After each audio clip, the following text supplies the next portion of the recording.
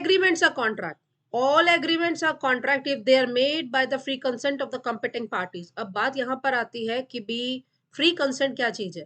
Free consent तभी आएगा जब करने वाली पार्टी के ऊपर किसी भी तरीके का coercion, undue influence, fraud, misrepresentation, mistake ना हुआ हो, वो अपनी स्वीट विल से किसी भी कॉन्ट्रैक्ट को कर रहा है।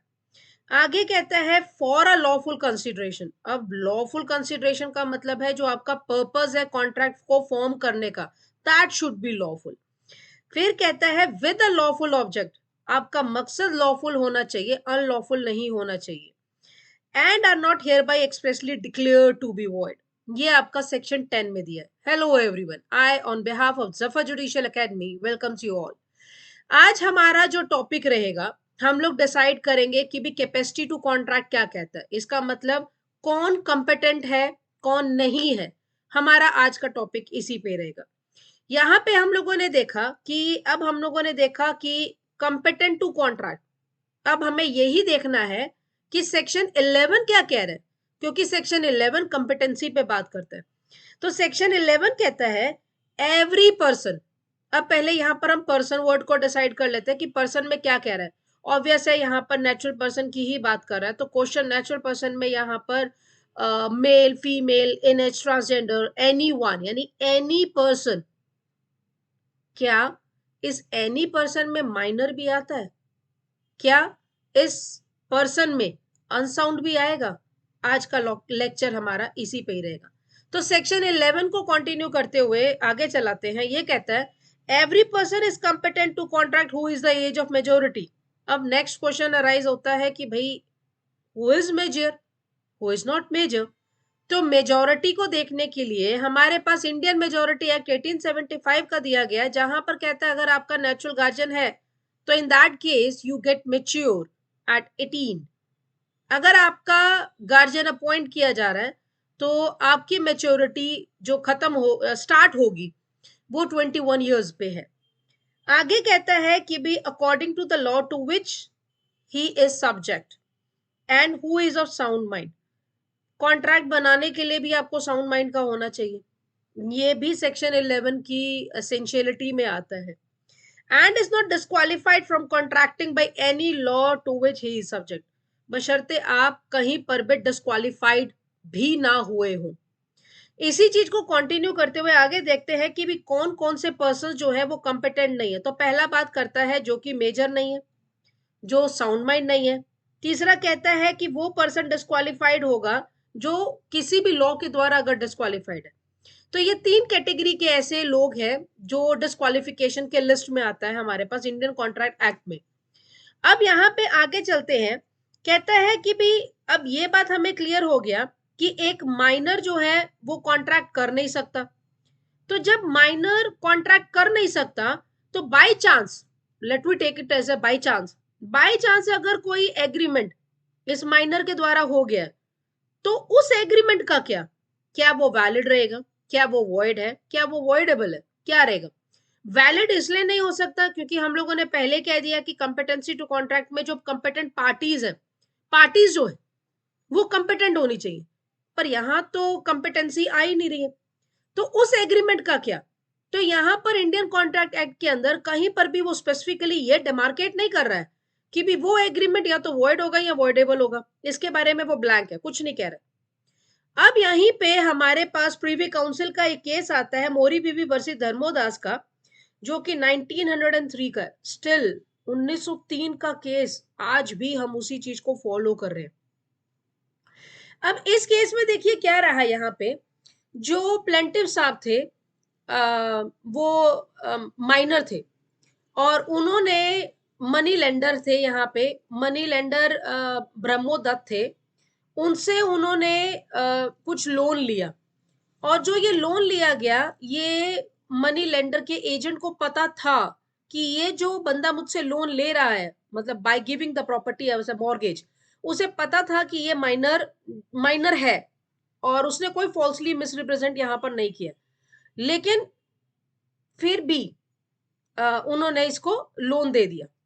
अब जब केस कंटिन्यू रहा तो लोअर कोर्ट ने मना कर दिया कि भी भाई जब आपने लोन दिया था यहाँ पर even though the property was मॉर्गेज्ड, आप रिकवर नहीं कर सकते, no refund is possible in this, क्योंकि वो जो कॉन्ट्रैक्ट है वो rather it is not a contract, क्योंकि वो एनफोर्स ही नहीं हो सकता। ये जो एग्रीमेंट हुआ है ये वॉइड है।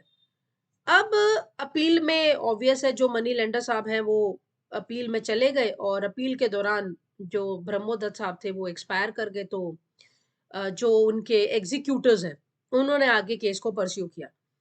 अब यहाँ पे जब अपील में गए तो कई बातों को उठाया गया, तो बाकी कंटेंशंस के अलावा तो यहाँ पर आया कि जो मनी जो दिया गया है, यानी कि जो माइनर है, पहली बात तो उन्होंने फ्रॉडुलेंटली अपने एज को मिसरिप्रेजेंट किया है, तो इसीलिए इनके ऊपर लॉ ऑफ स्टॉपर लगना चाहिए।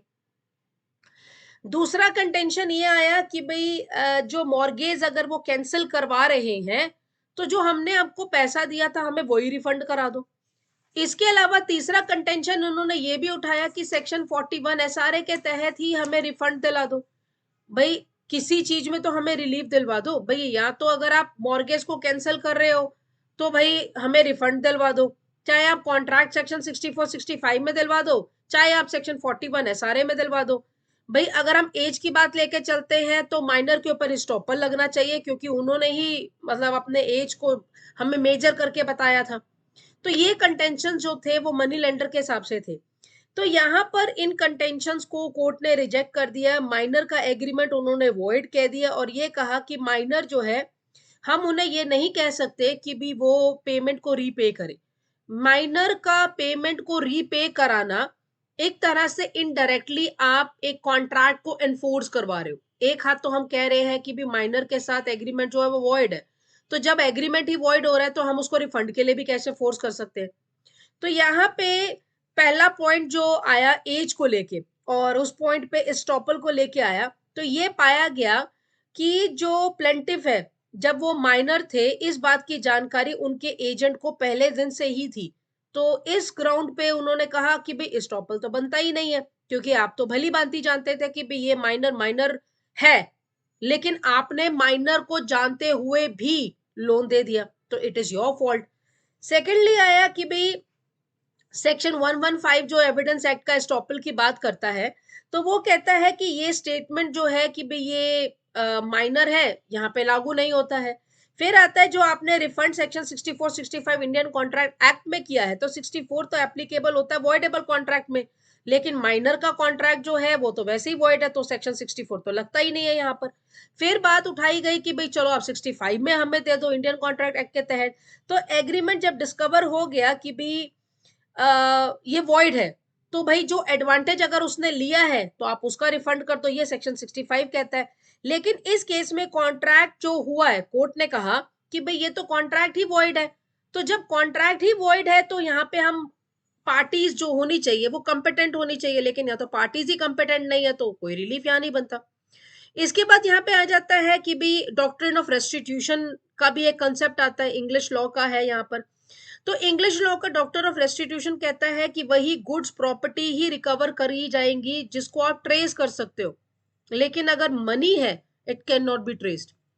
मनी का ट्रेसिंग इस वजह से पॉसिबल नहीं है क्योंकि हर एक करेंसी नोट के ऊपर एक स्पेसिफिक नंबर्स होते हैं, तो वो जो नंबर्स होते हैं आप उसी चीज को वापस नहीं ले सकते हो। वापस लेने का मतलब वही करेंसी नोट अभी भी उसके पास होगा ऐसा पॉसिबल नहीं है।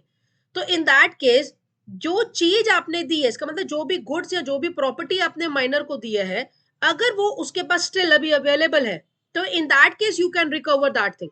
लेकिन मनी ऐसी चीज है जो आज तक कभी भी किसी के पास रही ही नहीं है, वो हमेशा ट्रांसफर ही होती रहती है। तो you can not give that person what you have received. आप ऑब्वियस है कुछ और ही दोगे। मान लो जैसे कि अगर 1,000 रुपए है, 1,000 रुपए के ऊपर एक करेंसी नोट के ऊपर 1 2 3 4 करके नंबर है, आप जब उसे वापस करोगे ये जरूरी नहीं है कि आपके पास वही करेंसी नोट घूम फिर के वापस आ रहा है और आप उसी को वापस करो। उसने आपको 1,000 रुपए दिया, आप 1,000 रुपए वापस करो, बस इतना वो मैटर करता है। तो यहाँ पे डॉक्ट्रिन ऑफ रेस्टिट्यूशन कहता है you can restore only that things which is possible to be restored. यहीं पे हमारे पास एक केस आ जाता है लेस्ली वर्सेस शील का, और यहाँ पर भी वही बात हुई कि माइनर जो है उन्होंने 2 लोन लिए 200 पॉन्ड्स 200 पॉन्ड्स ईच का, और जो मनी लेंडर थे, उन्होंने जब सूट फाइल किया तो उन्होंने 475 पॉन्ड्स का सूट उनके खिलाफ कर दिया। भाई 400 तो इनका मनी हो गया और 75 जो है वो पॉन्ड्स का इंटरेस्ट बन गया। तो यहाँ पर भी ये 1914 का केस आया। यहाँ पर भी क्वेश्चन ऑफ रिफंड की बात जो है उठाई गई और यहाँ पे आ गया कि भी आप वो पैसा ट्रेस नहीं कर सकते, इसलिए यहाँ पे हम कोई रिफंड नहीं दे सकते। अब जब हम लोगों ने मोहरी बीवी का केस देखा था, वहीं पे हम लोगों ने सेक्शन 41 एसआरए की भी बात की थी। अब क्वेश्चन आता है कि जो रिफंड होना है सेक्शन 41 एसआरए के तहत, तो यहाँ पे दो हाई कोर्ट्स का वेरिएशन आ गया। पहला लाहौर हाई कोर्ट का, जो कि केस आया आपके पास 1928 का, खानगुल वर्सेस लखा सिंह का। इस केस में कोर्ट ने माइनर को लायबल कर दिया कि भाई ऐसे तो हर कोई फिर मतलब अब टेकन फॉर ग्रांटेड ले लेगा। कोर्ट ने यहाँ पे कह दिया कि नहीं माइनर साहब आप रिफंड करिए। वहीं पे 1937 में इलाहाबाद हाईकोर्ट के पास भी कुछ ऐसा ही केस आया, जो कि है अजूदिया प्रसाद वर्सेस चंदन लाल का। यहाँ पे कोर्ट ने फाइनली कह दिया कि नहीं, we can not enforce a contract against the minor, क्योंकि माइनर के साथ तो कॉन्ट्रैक्ट ही वॉइड है। अगर हम उसको वैलिड करते हैं तो फिर तभी हम रिफंड की बात करेंगे। लेकिन कहीं ना कहीं कंपनसेशन देने की बात यहाँ पे आ जाती है और लॉ कमीशन के आगे भी आया कि भी एटलीस्ट हमें ऐसा कोई प्रोविजन बनाना चाहिए कि अगर ऐसा कोई केस आता है, ठीक है हम माइनर के खिलाफ जो है कॉन्ट्रैक्ट को वैलिड नहीं कर सकते क्योंकि प्रोविजन नहीं कहता, क्योंकि अगर हम एक चीज को चेंज करते हैं तो आपको कहीं ना कहीं कुछ और भी चेंज करना पड़ेगा, क्योंकि यहाँ पे सेक्शन 11 कॉम्पिटेंसी की बात करते हैं, तो कॉम्पिटेंट पार्टीज को होना चाहिए, but how a minor can be competent. तो यहाँ पे आया लॉ कमीशन के आगे कि एटलीस्ट हम रिफंड का प्रोविजन करें कि अगर मिस रिप्रेजेंटेशन हुआ है तो जो भी कुछ उसने रिकवर करा, क्योंकि इक्विटी भी यही कहता है कि आपने जो चीज ली है आप उसको रिफंड कर दीजिए। तो यहाँ पर भी आया कि भी लॉ कमीशन के आगे कि भी हमें ऐसा कुछ प्रोविजन इंसर्ट करना चाहिए जहां पर अगर ऐसा कुछ आया तो एटलीस्ट जो मनी माइनर ने लिया है वो तो आप वापस कर दो। हाँ ठीक है हम कॉन्ट्रैक्ट को एनफोर्स नहीं करा सकते, लेकिन जो पैसा लिया है आप उसको तो रिफंड करिए। मतलब हर एक तरीके से मनी लेंडर ही बेचारा क्यों सफर करे। तो ये हमारा पूरा एक कंसेप्ट है कैपेसिटी टू कॉन्ट्रैक्ट को लेके। Thanks for watching, have a nice day, bye bye.